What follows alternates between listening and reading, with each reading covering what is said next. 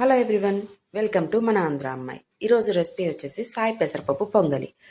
సాయి పెసరపప్పు పొంగలి చేసుకునే ముందు ఫస్ట్ మనం ఈ బియ్యం ఒక హాఫ్ గ్లాస్ ఉంటుంది కదండి, తాగే వాటర్ గ్లాస్ మన ఇష్టం. ఎవరు ఎక్కువ చేసుకోవాలనిపిస్తే అంత బియ్యాన్ని మన కొలత ప్రకారం గ్లాసు చేసుకోవాలనిపిస్తే గ్లాసు, 2 గ్లాసులు చేసుకోవాలంటే 2 గ్లాసులు. గ్లాసు బియ్యం అయితే హాఫ్ గ్లాసు సాయి పెసరపప్పు. ఈ 2 ఒకేసారి వేసుకొని బౌల్లో మంచిగా శుభ్రం చేసేసుకొని పక్కన పెట్టేసుకోవాలి. వాటర్ వేసేసి నానబెట్టుకోవాలి.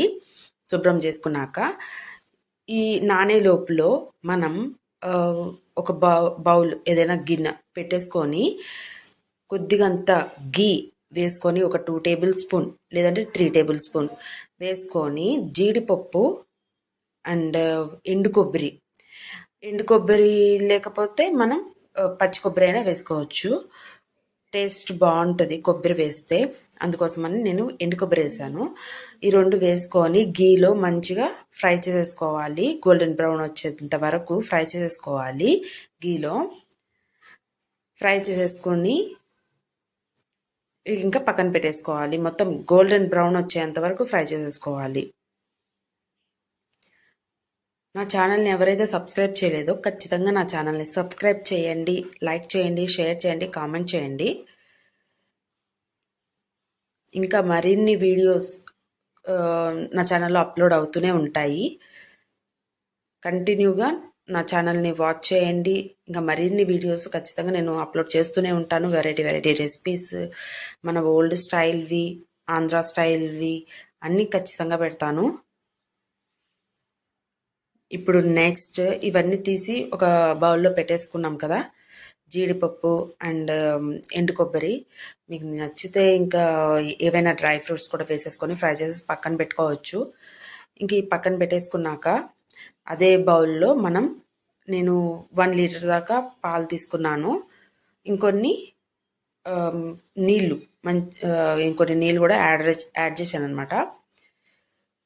నీళ్ళు ఇవన్నీ మంచిగా మరిగేంత వరకు, బాయిల్ అయ్యేంత వరకు ఉండనివ్వాలి హైలో పెట్టేసుకొని. ఈ మంచిగా సోక్కైనాయి అనమాట.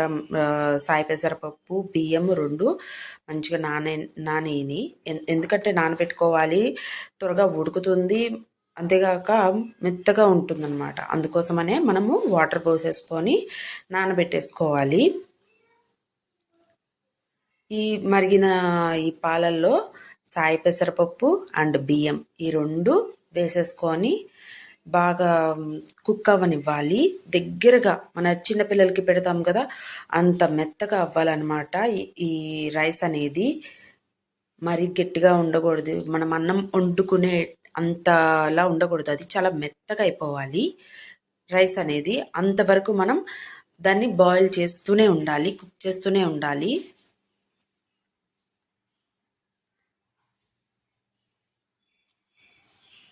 మీకు ఇంకేమైనా రెసిపీస్ కావాలంటే కూడాను నా ఛానల్లో కామెంట్ చేయండి.